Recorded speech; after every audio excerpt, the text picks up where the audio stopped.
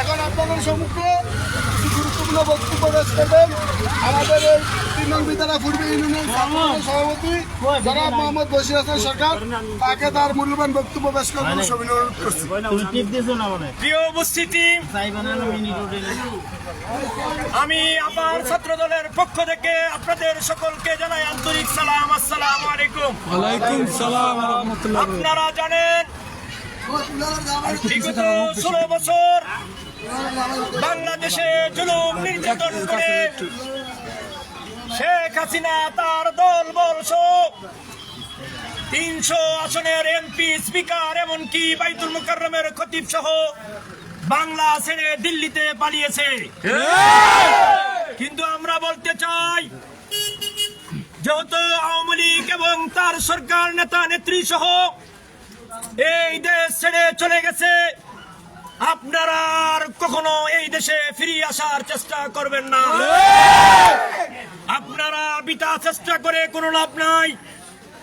আমি স্পষ্ট ভাষায় বলতে চাই, আপনারা বিশেষ করে সারা বাংলা তথা কচুয়া তথা বাইসারাতে কোন রকমের বিশৃঙ্খলা সৃষ্টি করে সাধারণ জনগণকে কষ্ট দেওয়ার চেষ্টা করবেন না। আপনাদের বিশৃঙ্খলার জন্য, আপনাদের কার্যকলাপের জন্য যদি বাইসারার সাধারণ জনগণ কষ্ট পায়, তাহলে সেটার দায়ভার আপনারাই নিতে হবে।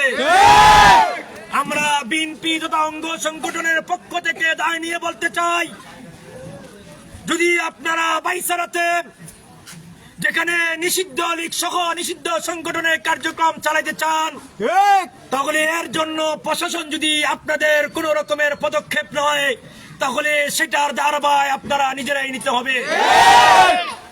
কাজ করবেন আপনারা, আর এর জন্য প্রশাসনের কাছে আপনারা দায় দিতে হলে সেটার দোষারোপ করবেন বিএনপিকে, সেটা কখনো আমরা হতে দেব না। আমরা জানি আপনারা বিগত 16 বছর কি করেছেন, আগামীতে আপনারা কি করবেন সেটা আমাদের জানার আর বাকি নাই। আপনারা উড়াউড়ি কয়েকটা কাজ করে বাইসারার সাধারণ জনগণকে হয়রানি করবেন। আপনারা আপনাদের কার্যক্রম দিয়ে সাধারণ জনগণের কাছে কাজ পৌঁছাতে যে আপনারা ছবি উঠে ফেসবুকে ভাইরাল করবে, আর সেটার জন্য প্রশাসনের হয়রানির সাধারণ মানুষ নিবে, এটা আমরা বিএনপির পক্ষ থেকে হতে দেব না। আপনাদেরকে আমরা স্পষ্ট বলতে চাই, আপনারা থামুন। আপনাদের অনেক কার্যকলাপ করেছেন, আর সামনের দিকে বাড়াবেন না। এই বাইসারাবাসীকে আপনারা শান্তিতে থাকতে দেন, আর দ্বিতীয়বার বিশৃঙ্খলার চেষ্টা করবেন না।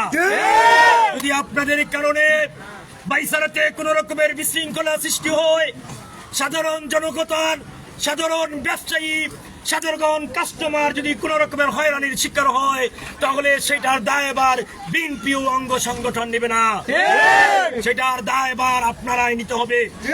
আমি পরিশেষে বলতে চাই, আপনাদের বিগত কার্যক্রমগুলো যা আপনারা করিয়েছেন, আপনারা এখানে থামুন, আর সামনের দিকে এই সমস্ত কোন কার্যকলাপ করার সাহস করবেন না। এর জন্য প্রশাসনের কাছে আপনারা জবাবদিহি করতে হয়। আপনারা বারবার বলতে শুনেছি, আপনারা বলেছেন বিএনপি কি ক্ষমতায় চলে আসছেনি, কিন্তু আমরা বলতে চাই, যদি বিএনপি ক্ষমতায় না আসে, তাহলে আপনাদের কার্যকলাপের জন্য প্রশাসনের কাছে জবাবদিহি করতে হলে বিএনপিকে কেন দোষারোপ করেন? এই দোষারোপের দায়ভার বিএনপি রাজনীতি করে না। বিএনপি শান্তিপ্রিয় দল। বিএনপি বিগত 16 বছর জনগণের মনে জায়গা করে আদৌ পর্যন্ত আমাদের নেত্রী জেল খেটে এই দেশে রয়ে গেছেন।